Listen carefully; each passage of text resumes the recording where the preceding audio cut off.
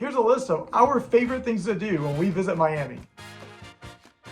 Coming up first on the list is Zoo Miami. Zoo Miami is pretty incredible. It covers a land area of 750 acres and contains about 3,000 animals representing 500 species. There are about 100 animal exhibits.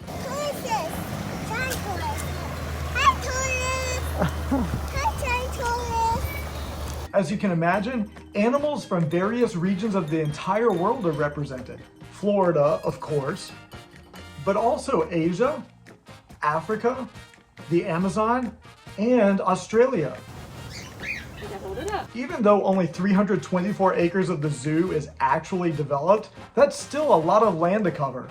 And you'll do lots of walking, so be prepared with some good shoes, but also the zoo offers rickshaws for rental.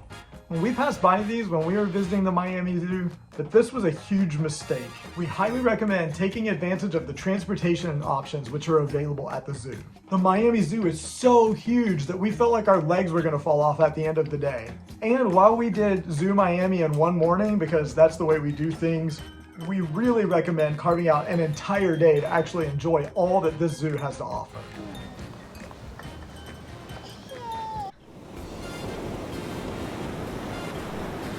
At the risk of seeming quite obvious, the next thing on our list is the Miami beaches.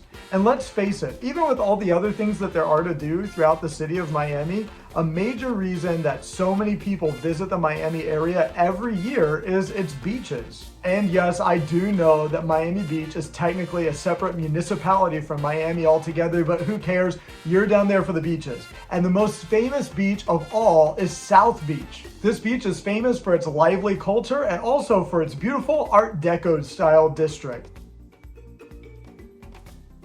Our favorite family-friendly elements of South Beach are the boardwalks, which we typically take casual strolls, but you can also rent and ride bicycles, go roller skating, jogging, and so much more. There's also a park with a playground in this area as well. Look at you, Bobby! And restaurants are not too far away. When visiting the Miami Beach area, we've never been very impressed by the restaurant, so just know that in advance. And oftentimes gratuity is also included, so don't expect a lot in the way of service, and be aware that they're going to tack on a little extra to your bill anyway. One of the best ways to see all the things that Miami has to offer is the Miami Big Bus Tour.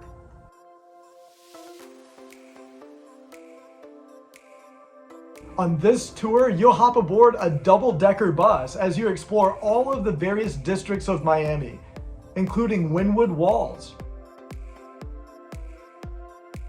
Brickel, South Beach, Little Havana, also known as Calle Ocho, and everything else in between. Along the way, you'll learn lots of pertinent information about the history and various facts about the city. This tour is hop-on, hop-off style, so you're welcome to get off and explore any of the areas as the bus passes through. This bus meets at Bayside Market Place. Also at Bayside Market Place, you may enjoy exploring Miami from the water. For this, we recommend Island Queen cruises and tours. One of the great highlights of visiting Miami is gawking at the lifestyles of the rich and famous. Of course, you know that many celebrities, millionaires, and billionaires own homes in Miami. And if you know that, then you know that while you're in Miami, of course, you've got to check them all out. On this fantastic boat tour, you'll be able to see things like Biscayne Bay, the Miami skyline, Port of Miami, Fisher's Island, Miami Beach, and Millionaire's Row. And since I've mentioned Bayside Market Place twice, you may as well hang out there too. Bayside Market Place is located in downtown Miami. We first discovered Bayside Market Place when we cruised out of the Port of Miami for the first time. It's actually not too far from the cruise port, so it's pretty common for cruise passengers to check out this area. There are shops, stores, restaurants, and boutiques all throughout Bayside Market Place. And they're all okay. It's not necessarily the most impressive shopping area in Miami, but there are lots of things to do here. Taking a casual stroll here doesn't cost anything, and there's always something to see. but we've primarily included it because it's the hub for some of the activities on our list. For the best deals and pricing information for all of the things that are contained on this list though, we'll place a link in the description below to an article on our website that outlines the cost for all of these tickets and gives you the best deals. Coming up next on our list is the Miami Children's Museum. We've been to a lot of children's museums, but there's nothing quite like the Children's Museum in Miami. First of all, it's huge. In the main area of the museum on the first floor, your family will be surrounded by the health and wellness exhibit, the supermarket exhibit, sponsored by Publix of course, the Castle of Dreams, and the bank exhibit by Bank of America. If you've been to children's museums, then you recognize those exhibits as being pretty standard, but just think of the ones that you've seen before and scale them up. The first floor also contains some exhibits about Florida ecology and the Everglades. But actually the second floor is the most fascinating to us because there's a giant exhibit dedicated to the Port of Miami, sponsored by Carnival Cruise Line.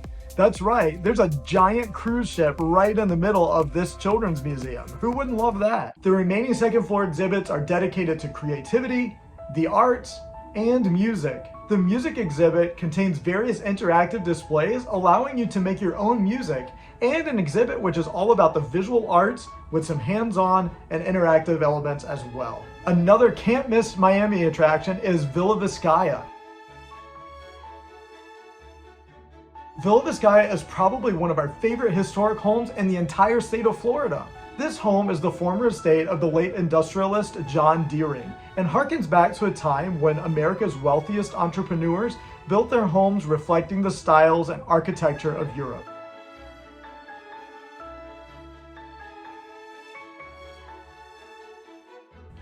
This Gilded Age home is designed after an Italian style, and the rooms surround a beautiful central courtyard. And though the house is fascinating in and of itself, the real story here are the gardens. These gardens are absolutely magnificent. And it's no wonder that as we strolled the gardens, the photographers were everywhere. There are fountains and roses and beautiful architectural elements and exotic plants from all around the world.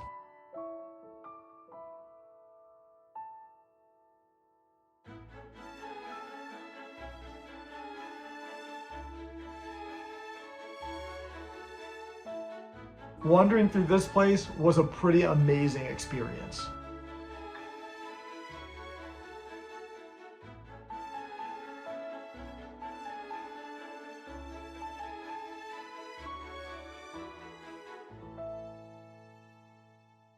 Next up on our list is the Miami SeaQuarium. The Miami SeaQuarium is South Florida's best animal marine park. This marine animal park in Miami was so much fun. Think SeaWorld without all the rides.